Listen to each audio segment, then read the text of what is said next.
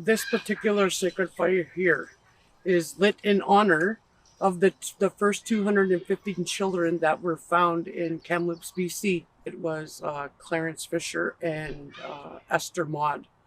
I met them in the teepee before at the site at the residential school. That happened the day prior to us lighting the fire on Mount McKay. And what they did, they offered me tobacco to be their pipe carrier. So the pipe carrier, in any sacred fire, there should be a pipe carrier present.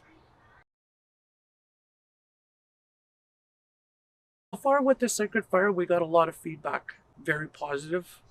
A lot of organizations, the city, it took us a while to get here into the city limits.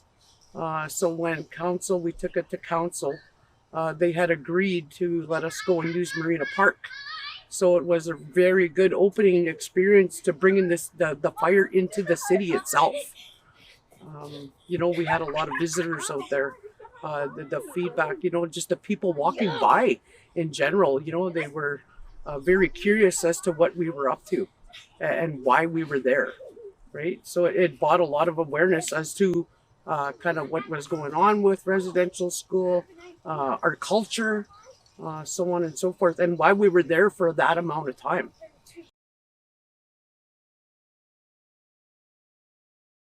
I am a granddaughter of my grandfather on one side and my grandmother on the other side, who had attended residential school. So with that happening, it's called intergenerational trauma. So the things that happened to me growing up kind of stemmed down from generation to generation. And just me being a mother of two daughters, we're healing, we're learning.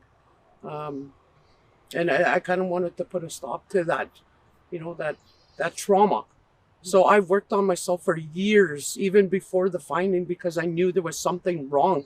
And it really wasn't brought to our attention that our grandparents actually attended those schools until those findings, until they actually opened that fire up here in the residential school location.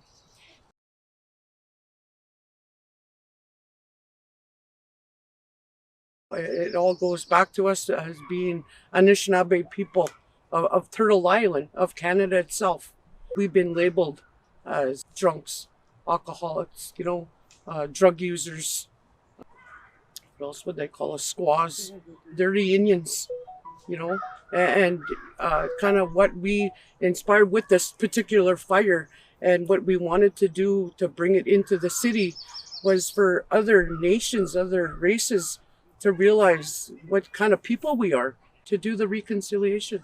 So the kind of people we are, and everybody agrees, we're a kind, humble, loving kind of people.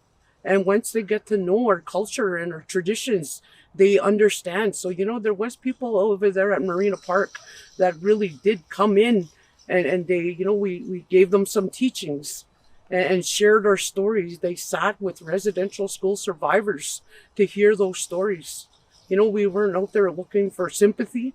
We weren't out there looking for, I'm sorry, pity. That's not what we wanted to do. We just wanted people to understand who we are and what we're here for. And what this movement, with this fire, it's playing its part.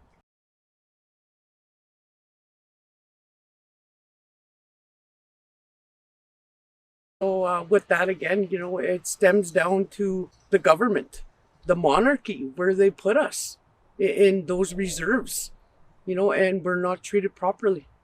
They got a lot of dirty drinking water.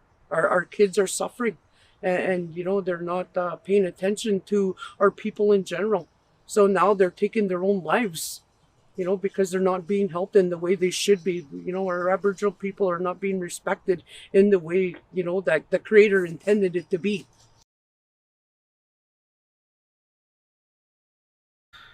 I come from a very ceremonial, cultural community. And, I've been doing this walk. I've been a pipe carrier for 8 years. But then again, I, I went through that. I went through being an alcoholic and a drug user. I started off at a young age of being part of the Palo Trail. And I fell off. Everybody goes through their own little things in life. And so with my children, I put them through that too. And I talk to them all the time. It's all about healing. You got to be close to the Creator. They see this, especially with this fire now, because they see, I'm taking a big part of it. I'm the main pipe carrier, and I get pipe carriers to come and help me with ceremony through this, right? Because it's all about unity. So when my daughters come, my daughter, one is in Marathon and one here is in the city, taking some training, and I don't even live here. I go home for 2 or 3 days at a time. So out of those 44 days, I've only been home for 5 days in total back in Marathon. And my children see that.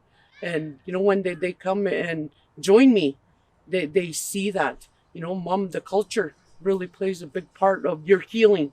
So, they take that upon themselves to learn that. My one daughter is more into ceremony more than the other. But the one here in Thunder Bay, she's getting a grasp of that now.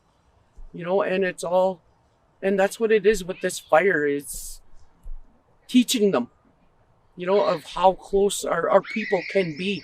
Because Anishinaabe people, we all consider each other family. All of us.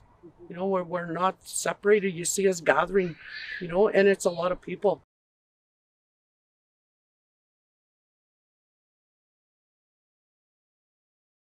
Light those sacred fires. Yeah, all of us Aboriginal people, we know that, fire itself is a sacred element, is one of the elements. Fire has a lot of healing. Use your medicines. Those 4 medicines are very powerful. Be kind to yourself. That's the most thing I can say to not just Aboriginal people, but everybody. It's all in the heart. Be kind to yourself. Do that self-care. Walk with the Creator. And, all of our Aboriginal people, they know that deep down. They know, but they get off track. And, it just may need just a sacred fire of this, some sort, to bring them back. Thank you for letting me, speak from my heart.